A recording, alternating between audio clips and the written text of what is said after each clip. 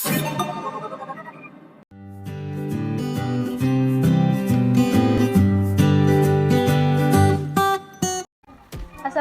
warahmatullahi wabarakatuh.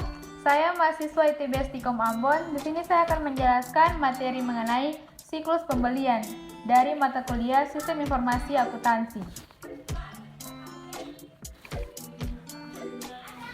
Perkenalkan, nama saya Munira Buton dengan NIM 2020404017.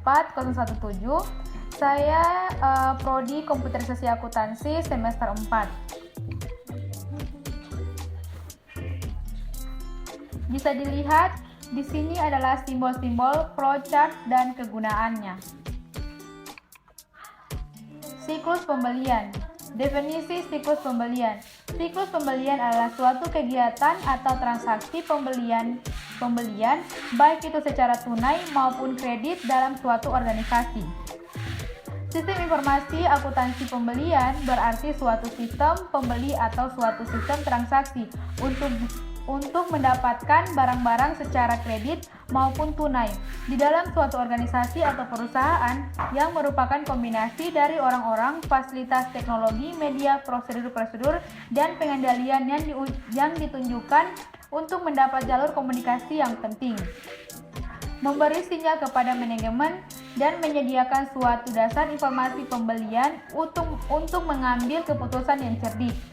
Dalam pembahasan kali ini, siklus pembelian terdiri atas 1. Pembelian tunai berdasarkan penawaran supplier. 2. Pembelian tunai berdasarkan inisiatif perusahaan. 3. Pembelian kredit berdasarkan penawaran supplier. 4. Pembelian kredit berdasarkan inisiatif perusahaan. Berikut merupakan prosedur pembelian tunai berdasarkan penawaran supplier. Bagian pertama, bagian supplier mengirimkan SPH atau surat penawaran harga cashback pembelian. Bagian kedua, pembelian menerima SPH dari pemasok lalu membuat permintaan daftar barang yang dikirimkan ke bagian gudang. Bagian ketiga, gudang menerima permintaan daftar barang lalu membuat daftar barang yang ada dan dikirimkan ke bagian pembelian. Bagian keempat, pembelian menerima daftar barang yang ada lalu memutuskan apakah akan memesan atau tidak.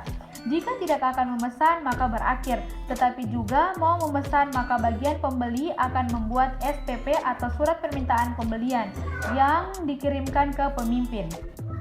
Bagian kelima, pemimpin setelah menerima SPP dari bagian pembelian, jika menyetujuinya maka akan mengecek SPP yang telah dicek dikirimkan bagian pembelian. Berikut merupakan flowchart pembelian tunai berdasarkan penawaran supplier. Bisa dilihat di sini. Di sini adalah gambar flowchart pembelian tunai berdasarkan supplier. Berikut merupakan prosedur pembelian tunai berdasarkan inisiatif perusahaan. Bagian pertama, gudang yang biasanya membutuhkan barang membuat SPP atau surat permintaan pembelian. Rangkap 2 lembar. 1 dikirimkan ke bagian pembeli dan 2 lembar disimpan oleh bagian gudang sebagai arsip. Bagian kedua, bagian pembelian menerima SPP lembar 1 dari bagian gudang berdasarkan SPP lembar 1, maka bagian pembeli membuat SPPH. Bagian ketiga, SPPH tersebut dikirimkan ke bagian supplier dan supplier membuat SPH. SPH tersebut dikirimkan ke bagian pembeli berdasarkan SPH tersebut. Bagian pembelian membuat SJP, surat daftar pembelian, dikirimkan ke pemimpin untuk mendapatkan persetujuan. Jika pemimpin menyetujuinya SPD tersebut, maka SPD yang telah disetujui dikirimkan kembali ke bagian pembelian. Jika tidak, maka kembali ke transaksi awal. Berdasarkan SDP yang sudah disetujui, bagian pembelian membuat SOP, surat order pembelian, rangkap 4.